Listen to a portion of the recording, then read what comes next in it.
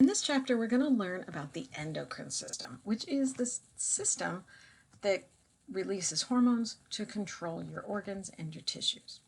The main function of the endocrine system is to maintain homeostasis. Homeostasis literally means steady state, and it's the maintenance of variables inside the body within a very narrow range of normal readings. One of these is body temperature. You know your body temperature is about 37 degrees Celsius, 98.7 degrees Fahrenheit. And it can go up and down a little bit. If it goes down too much, that's a problem. If it goes up too much, that's a problem. Homeostasis keeps your body in that narrow range. We also have homeostasis for other measurements, such as the pH of your blood, the glucose levels in your blood, the amount of salts in your blood, all kinds of different things. The endocrine system is going to secrete hormones into the bloodstream, and those hormones are going to affect only specific target organs or target cells within organs or tissues.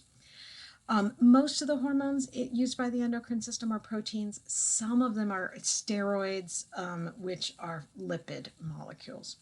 Now, I want to say a word about target organs and target cells. The reason that hormones only affect specific target cells is because those cells are the only ones that have proteins on them that can bind to the hormones. If nothing can bind to the hormone as it's zipping by in the bloodstream, then the hormone is just going to keep zipping by.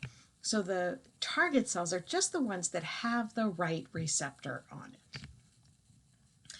Now, a word about endocrine. We've talked before about exocrine. Remember, that's anything exo, released outside the body. Endocrine is anything released inside the body. So the difference between the exocrine glands that we learned about in the integumentary system is they released, for example, sweat to the outside of the body. The endocrine system is going to release things inside the body in the bloodstream. Now, we're going to learn about the nervous system. But the nervous system and the endocrine system work very, very differently. They're both signaling systems in which one type of cell communicates with another type of cell. A neuron, however, has to communicate directly with a target cell. It has to physically connect to that target cell. The endocrine cells, because they release a hormone into the bloodstream, they can communicate with cells very far away and with many different cells in many different parts of the body. So those target cells don't have to touch or even be close to the endocrine cells. We have major endocrine glands within the body. We also have endocrine tissues that are part of other organs. So the pituitary gland is an endocrine gland. It gets its instructions from the hypothalamus, which is part of the brain. Both of these are part of the brain. The pituitary then sends hormones into the bloodstream that can then affect other endocrine glands, such as the thyroid gland here in the neck that controls metabolism, the parathyroid, which is on the back of the thyroid gland, that controls calcium levels, the thymus, that is mostly a part of your immune system, the pancreas that produces insulin, and then the adrenal glands that produce the hormones that you think of as adrenaline, which are norepinephrine and epinephrine. So let's talk about homeostasis. The body works to keep all of these variables, glucose, blood pressure, temperature, all of those things, within a narrow range, or what we call around a set point. The set point you can think of it as sort of the center of that narrow range. So your body temperature, the set point is anywhere between 35.5 Celsius or 37.7 Celsius. 37 is about the normal body temperature.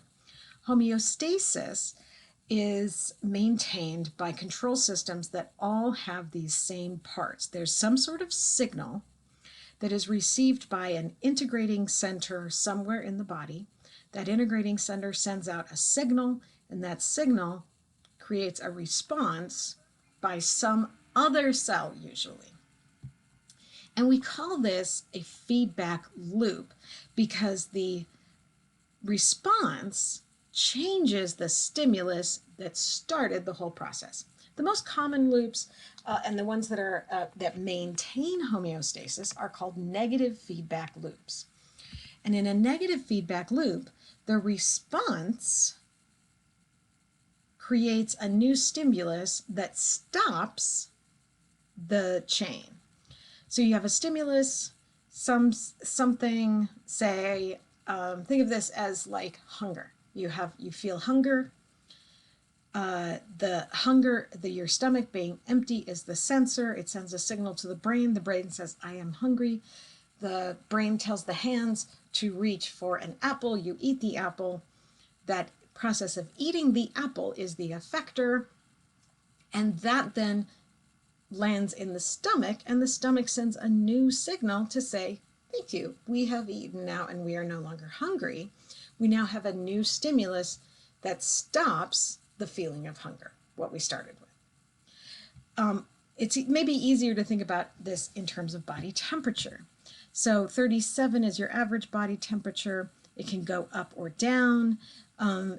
If it goes up above this sort of normal, the normal range, then you start to sweat or think about taking off a jacket or something.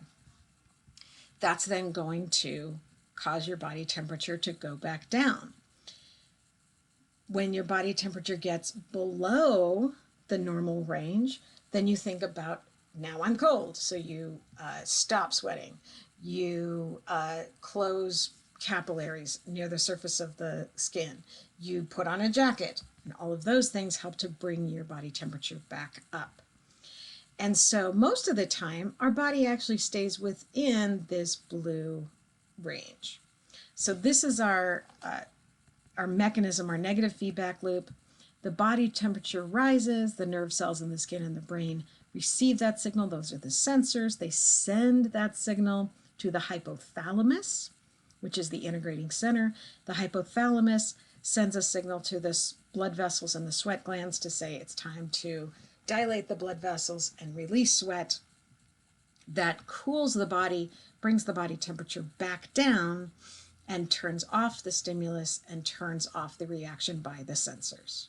So that is our negative feedback loop. When you're hungry, after you've eaten, you eat food that causes a rise in blood glucose levels. The high blood glucose is detected by cells in the pancreas, and they release insulin. That insulin then goes to specific cells, target cells that have the right receptor, that are located in the liver, the skeletal muscle, and adipose tissue. They then take up extra glucose. They store it as a polymer called glycogen. And then uptake of more glucose by those specific cells causes the blood glucose to go down. The blood glucose declines. Now glucose levels are normal. The pancreas cells that were detecting high glucose levels stop recognizing high glucose levels, and they stop secreting insulin. So the release of insulin causes a new stimulus of low blood glucose that stops the release of insulin. That's a negative feedback. Now, there is such a thing as a positive feedback, and that is one in which the result of the response increases the stimulus and causes a stronger response. The main positive feedbacks that we have with the human body have to do with childbirth, birth, and breastfeeding. So the feeling of suckling at the breast is a stimulus.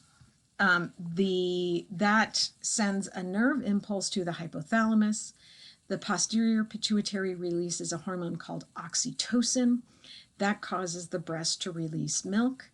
The release of milk encourages the baby to suckle more, which causes the hypothalamus to tell the pituitary to release more oxytocin, which releases more milk, which causes more suckling, and the feedback continues. The only way to stop a positive feedback loop is to remove the stimulus. So this feedback ends when this baby stops breastfeeding. Okay, so that's the end of our first section. Up next, we're going to learn more about this hypothalamus-pituitary relationship and one particular hormone, growth hormone.